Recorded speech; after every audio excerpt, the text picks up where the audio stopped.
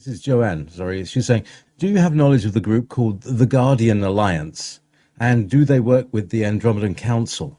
And what I'd like to expand that and like, could you list out the guys who are real and the guys who are not real? If you see what I mean, like there are people who are like channeled, and the Galactic Federation of Light doesn't really exist. It's a front for this or that.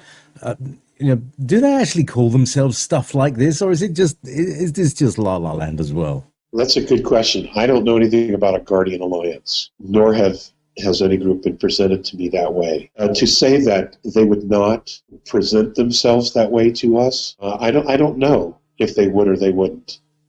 They go out of their way to try to accommodate us, to give us a point of reference and a point of understanding who and what they are and what they do. It's possible that they could a group would present themselves as guardians and as an alliance, meaning more than one group.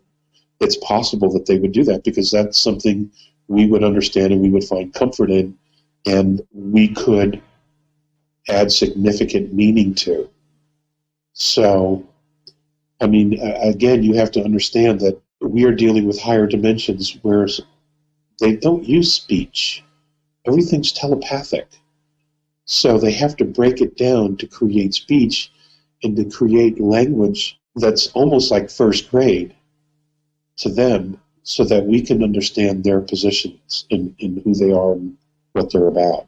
You know, it would be no different than Stephen Hawking's trying to talk to a newborn baby and wondering if he was getting it.